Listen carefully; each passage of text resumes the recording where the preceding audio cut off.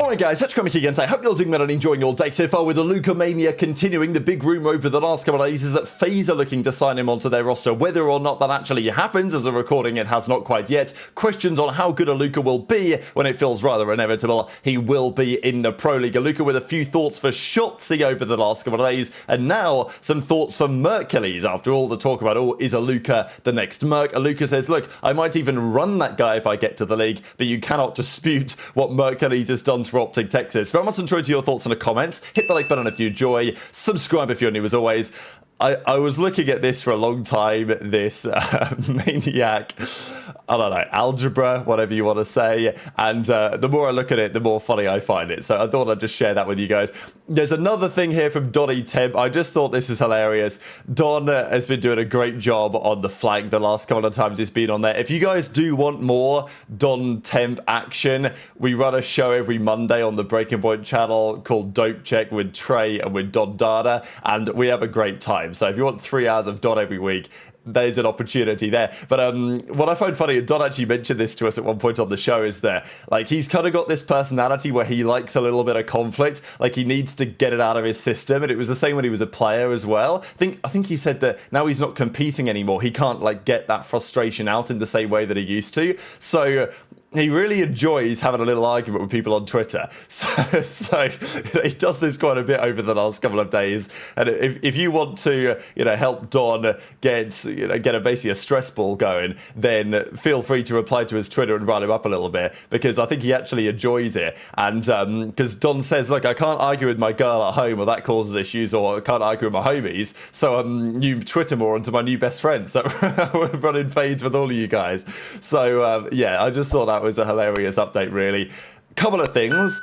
Zuma, Mercules, among others. We've talked about it a fair bit, the Stallions. Now look, there are obviously plenty of players who have been on the Stallions Zuma's played with, who were dropped or were removed and then never went on to do that much. But of course, the tenure is clear that some of the guys that Zuma has played with and has been dropped on his team, not necessarily he always did it himself, but they went on to do reasonable things. Certainly been the case with a couple of Stallions over the last couple of years, Mercules being a rather solid example of exactly that. Couple of funny clips I've got to share on this as well, especially this one from Swooty I thought was absolutely brilliant. I mean, it was from Havoc Stream, but the point still stands. But all the talk over the last few days has been about which rosters and where Alluka could potentially go, because after he turns heads in the second Challengers Cup, I mean, what's today, Friday, in a couple of days, I mean, tomorrow, we've got another Challengers Cup going on, presumably he'll be competing in that one as well, so we'll see how that goes. But last week's Challenger Cup turned a load of heads, and even the likes of Shotzzy were watching Alluka and saying, damn, this kid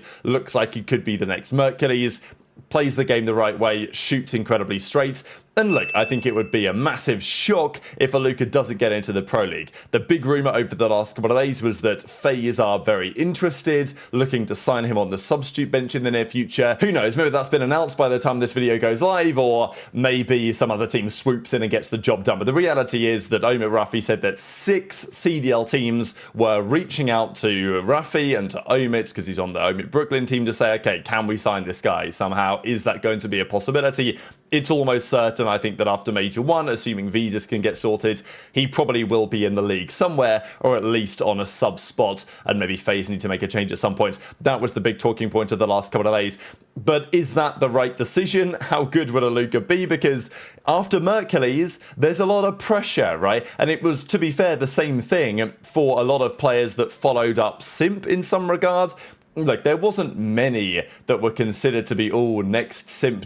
But to be fair, for quite a few years in a row, Simp obviously came in Black Ops 4, but the following year, Shotzzy was very highly regarded by many. Took him a little bit of time to get going, but once he got going, he was obviously rather good. And over the next couple of years, we had, CleanX obviously was around from like Modern Warfare 19, Black Ops 4 as well. He wasn't really considered in the same category as Simp, but players like HyDra, players like Pred, who were pretty hyped up coming into the league, maybe especially HyDra even, really, given that he was considered to be the French phenom for some time before he came in. There was some pressure on him, and he was pretty good his first season in Cold War, but he only got better, as we know, since then. Modern Warfare 2 definitely the peak for him, but I don't think HyDra's got much worse since then, really, at all. It's just been a question of if he can get over the line at another world championship and exactly what team composition is necessary to make that happen. But the point is that now Mercules has come in, there's all of a sudden more pressure on some of these rookies, but also more attention to players in challenges. Like, oh, could we find another Merc? Is that even possible? And look, players like Mercules, they might only come along and have the impact that they've had once every, what, 6-7 years, if that, right? Who knows? The story with Merc and OpTic is something that is unlikely to be ever repeated in another 100 years of competitive Call of Duty. Assuming we even get that, which, let's be honest, we probably won't. But, you know, the point still stands. So Formal says, look, if you get these opportunities, you gotta run with it, right? Like, if Alluka, I mean, I don't necessarily think he's talking about Alluka, but if you're a player, you're playing with a different team, let's say TJ Halley or something, you get an offer that could be better than what you're doing. Yeah, like, you got to ascend, you got to take those offers, otherwise you'll just be left behind. And Formal definitely made a few enemies by doing this strategy in his early part of his career, but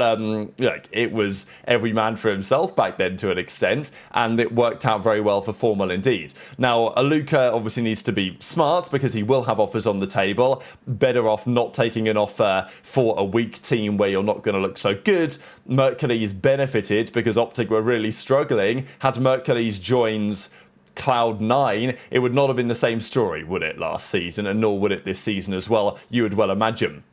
But Alluka, he does have a mouth on him, and I think it's very exciting. Look, the kid's 18. Obviously, he's going to talk a little bit of trash, right? It is what it is. People are saying, oh, this guy, you know, he's so cringe, or whatever. Right? Okay, great. Have an opinion. I think that's what I want out of players in the league. I want fans to have opinions on the players, whether they like them or not. There's some players in the league that I have, like, no opinion about, and I'm sure you guys have no opinion about either, which is bad, right? Like, the players, it's more interesting when the players are polarizing for good or for bad. And Alluka, some people like his energy. It's like Scrap, right? Scrap's a very polarizing player. Some people think he's pretty genuine, he's pretty honest, and very passionate. Others find his personality particularly abrasive. Okay, great. Makes him a good personality for the scene.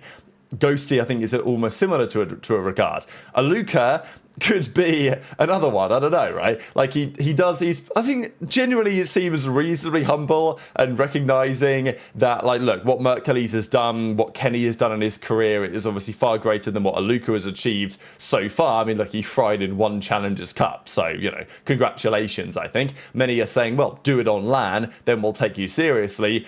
That's also probably fair, but in the new Mercules era that we're now in, you can understand why people are trying to fast-track kids straight into the league regardless. But yeah, Alluka did say, and, you know, he was obviously talking about Kenny and saying, oh, he's kind of getting fried lately, and he now says to Mercules, look, I'd run him, right? You put me in the league, I'll run him. So it's good. Like, you want the kids to have confidence at the end of the day. It does mean that as and when Alluka gets the promotion, wherever that potentially could be, yeah, there's going to be some pressure on him to back up some of his talk, absolutely. But I think that creates a good storyline, right? And if these players who were up and coming didn't have confidence that they could be a potential superstar if they came to the league, then they probably wouldn't have the mentality to make it in the first place. Varsity wrestler, what do you mean cannot do it? Wait, really? Yeah. Why is everything that you just searched? Yo, Swoop, Swoop, what? Yo, you're sharing your screen, bro. You're sharing your screen. Oh. What are you watching, Swooty? What the fuck? Wait, I didn't know y'all could see my screen. Swooty, what are you watching? Bro, wait, is this how you lock in for scrims? This guy's I'm not judging. shit. I've never seen that section on Twitch before. I don't even be watching them, bro. Like that. No point. Bro, you type that shit really quick, like my Bro, you email really address. did Like that, when I Swoop. type my email, you were typing it like that. Swoop. So, You got there I quick. Don't don't play the game within the game of social climbing in this space. You will get f***ed over eventually. It might not happen right away. You might have your little loyal little group you play wagers with, and, like, you know, you're making your name for yourself. Eventually, you don't leave those motherfuckers. When they would leave you and you have a chance to leave them, and you don't take that opportunity, you'll be left in the dust. And I promise you, all those motherfuckers who used to tip the Furies, the Sharps on TKs, the Namelesses on Envies who were roasting me for leaving them over and over again, I had to do that to ascend. You have to make connections. You have to use those connections. Exposure? And if you're actually fucking him, and you're getting opportunities to leave your little shit rosters and get on a better team, fucking take those opportunities. Or else you will fucking get left in the dust, bro. I promise you, you'll get left in the dust. You're better than Merc. But let me tell you one thing, Philly, bro. I would run his shit. But like, you gotta know, like, you can't do better than Merc. Like, you can't join a broken team and win back-to-back champs. Like, you can't. They win back-to-back? Merc win one-time champs or twice? One time, right? Yeah? Once, right? You can't, bro. Look, guys are saying, like, for example, I see some people saying Alluka's better than Merc. Even if I would be, bro, there is nothing better than helping a broken team which didn't win a map for fucking 10 series win champs. Like, you can't, bro. Even if I'm better, what I don't know.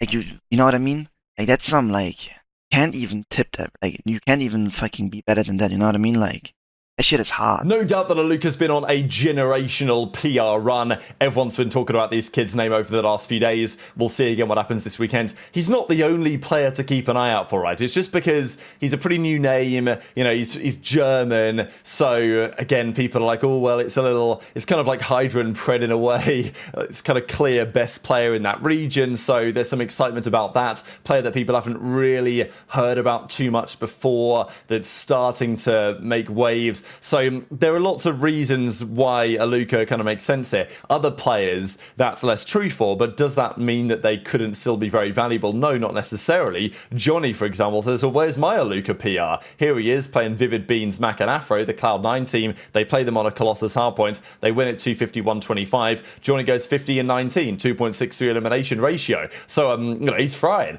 And look, I think Johnny also is a player who should be on the radar to get back into the Pro League as well, but because he's been in the league before, you know, he's not quite going to be at the top of the list, right? If you're looking for another Mercules, Johnny's probably not that guy, but Alluka could be, potentially, although the chances are slim. Not because I don't rate Alluka, I actually think he's really talented, and I like a lot of what Alluka's bringing to the table right now, but it's just, what are the chances that we get two Mercules back-to-back seasons?